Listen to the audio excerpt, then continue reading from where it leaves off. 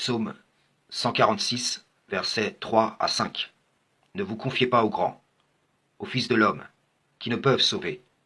Leur souffle s'en va, ils rentrent dans la terre, et ce même jour leurs desseins périssent.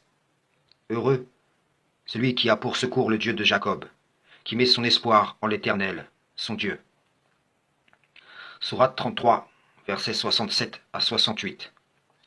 Et ils dirent, nous avons obéi à nos chefs et à nos grands. C'est donc eux qui nous ont égarés du sentier. Ô notre Seigneur, inflige-leur 2 fois le châtiment, et maudis-les d'une grande malédiction. Nous savons que se confier en autre qu'Allah est une forme d'association. Nous savons que les meneurs désavoueront les suiveurs, et qu'ils seront les uns les autres associés dans le même châtiment. Ils sont là, opérant devant vous, ces meneurs, que ce soit les imams du sunnisme, ou bien encore les représentants du net, du coranisme, les rabbins, les prêtres, et ainsi de suite. Autant de seigneurs, en dehors d'Allah, en lesquels les gens se confient. Voyez-vous, il y a encore peu de temps, Allah a envoyé un messager confirmer ce qui est avec nous. Et la majorité de ceux qui ont cru en lui ont fait exactement la même erreur que ceux qui les ont précédés, de sorte qu'ils reprochent aux autres, concernant Muhammad, ce qu'ils sont en train de faire avec Rachad Khalifa.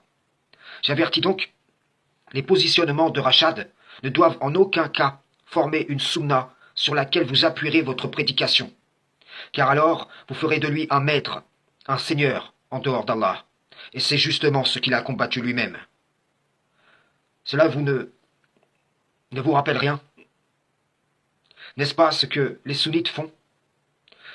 N'est-ce pas ce que vous leur reprochez de se revendiquer de Muhammad tout en faisant le contraire de ce qu'il a transmis de la part d'Allah? Il faut être des témoins véridiques, même contre les positionnements de Rachad Khalifa. Cela travaillera à ce que les gens le reconnaissent en vérité si Allah le permet. Mais si vous vous entêtez à prêcher des positions erronées de sa part contre la vérité, alors c'est que vous ne prêchez plus l'islam, mais un nouveau concept de la voie d'Allah. Il faut éprouver tout ce qu'a dit Rachad et, si nécessaire, être les premiers à apporter la correction de ces éventuelles erreurs. Car sinon, les opposants se serviront de ces mêmes erreurs pour justifier leur rejet de Rachad. Et vous leur faciliterez la tâche. Vous leur donnerez le bâton pour vous faire battre. J'ai récemment repris l'erreur de l'argument Coran seul, qui parle en vérité d'Allah seul. Et si malgré que je sois parmi vous, à abroger ce que le diable a pu suggérer, vous continuez à prêcher cet argument au nom de Rachad, sachez-le, vous devenez ennemi d'Allah et de ses messagers. Ne vous confiez pas dans les positionnements de Rachad.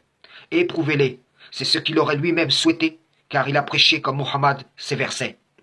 Sourate 3, versets 79 à 80. Il ne conviendrait pas à un être humain, à qui Allah a donné le livre, la compréhension et la prophétie, de dire ensuite aux gens, soyez mes adorateurs à l'exclusion d'Allah. Mais au contraire, il devra dire, devenez des savants, obéissant au Seigneur, puisque vous enseignez le livre et vous l'étudiez.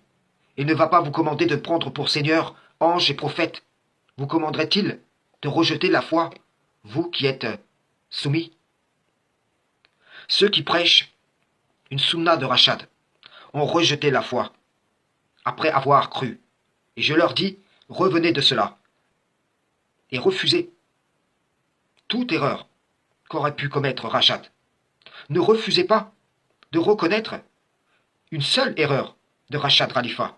Paix sur Rachad, paix sur l'ensemble des messagers d'Allah, frères et sœurs en islam, salam, shalom.